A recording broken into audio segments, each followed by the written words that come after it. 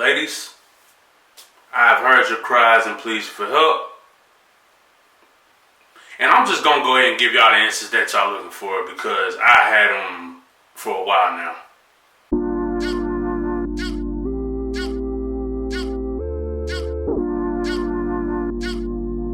What's up, y'all? It's your boy Paraphrase. So, the topic for today: how to make a romantic hood nigga. The thing about romantic hood niggas, they are a rare breed. It's not so much that they don't exist, they're just a rare breed, you know what I'm saying? Nobody really knows where to find them because they're so rare. So since I can't tell you where to find one, I'm just gonna tell you how one is made. It all starts in a man's upbringing. The romantic side, it starts in a man's upbringing.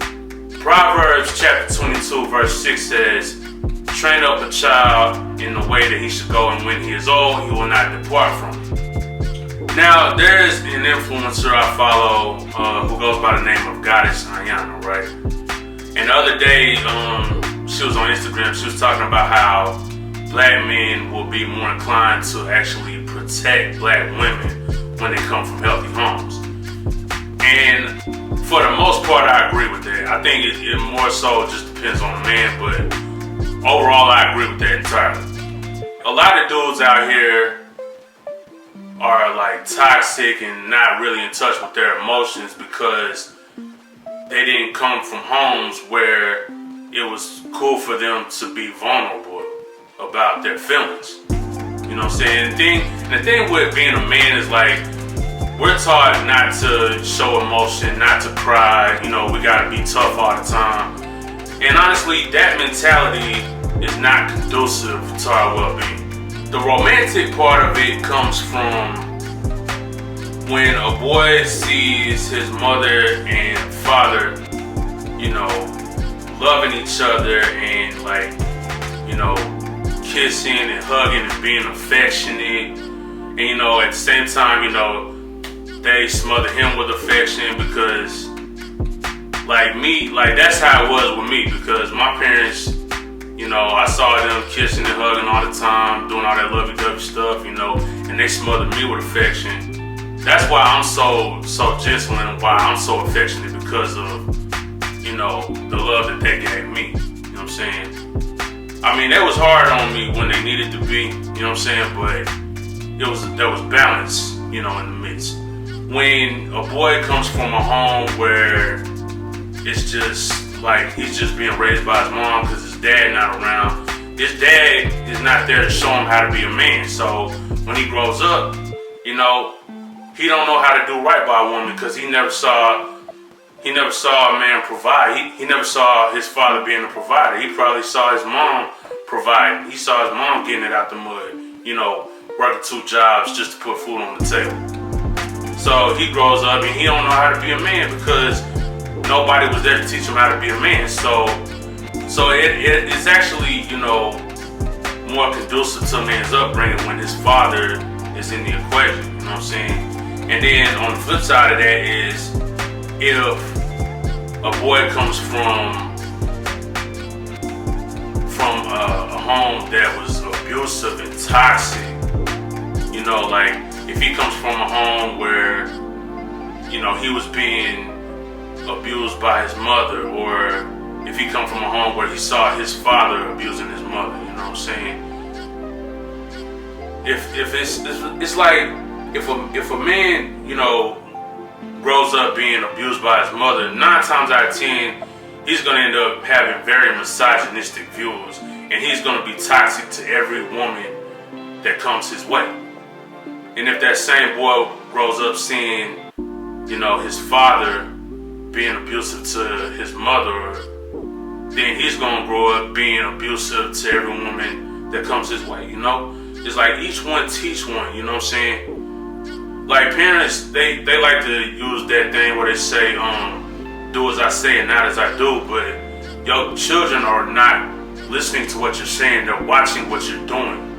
You're teaching them through your actions, not through your words. Actions speak louder than words. So if you're gonna talk the talk, you need to walk the walk.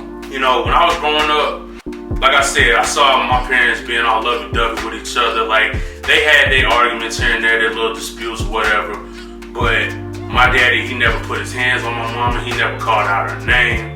Even in the midst of disagreements and arguments, like, he was still very respectful towards my mama. You know what I'm saying? So naturally, that's how I am. And when a man has a solid, foundation in his upbringing, 9 times out of 10, he will grow up and he will want to actually do right by his woman. He will be faithful to his woman. He will provide for her. He will lift her up. He will, do whatever it takes to make her happy. You know what I'm saying? So that's where the romantic side of it comes into play. Now, the hood nigga part of the equation is gonna come into play once that boy reaches, his preteen years. You gotta basically put him in a school where, he's around hood niggas.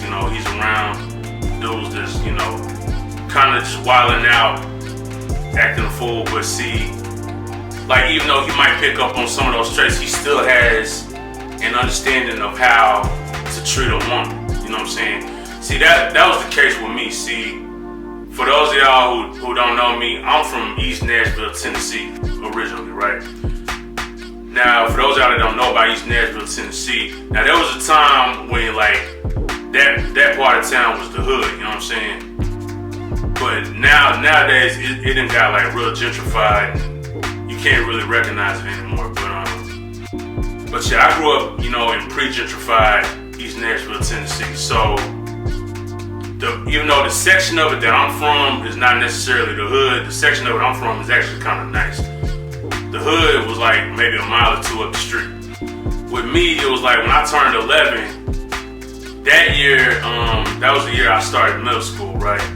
Two Rivers Middle School. Now, at the time, that was the hood school basically, because that was the year when, like, I was getting bullied by, cats that was from the hood, cats that was, like, from the inner city that was getting bused to their school. So I was in fights all the time. Like, I was always caught up in some drama, And that's where I kind of got my edge from, from being pushed around, and it got to a point where, like, I just started fighting back, and, I kind of built up a lot of anger and a lot of hate in the process of that, but that never really shifted my perspective on, how to treat a woman. Even though I saw a lot of these cats, mistreating girls. I saw a lot of these cats doing their girls dirty. See, I was determined not to be like that, because I grew up and I had a solid foundation and I had an understanding of how a woman is supposed to be treated. So even though, like, I had my edge, like, I still had that romantic side to me, you know what I'm saying? So it's really just a matter of balance, you know what I'm saying? It's like there's a time to be sweet and gentle and affectionate, and then there's a time to lay the smack down when people get out of line. You just gotta know how to act accordingly. A lot of women don't necessarily like sensitive men because they just think they're a bunch of punks, but that's not entirely true, you know what I'm saying? But yeah, like, that's basically how you make a romantic hood nigga, man. You just gotta make sure that he has an understanding of a woman's worth and what he has in his woman, and make sure that he values his woman, but make sure that, like, when somebody, coming at him sideways and somebody bringing him static, that, he just gotta act accordingly and do what he gotta do, He gotta protect his woman, he gotta protect his family. And you know what, that's perfectly reasonable. Anyways, I'm Paraphrase. Thanks for watching. Subscribe to the channel, drop a like, drop a dislike if you ain't feeling it, tell your homies. If you ain't already heard, my latest mixtape out right now. It's called The Agony of Stagnancy. The link is in the description. Go check it out. It's dope. And I'm out. I've been missing you, wishing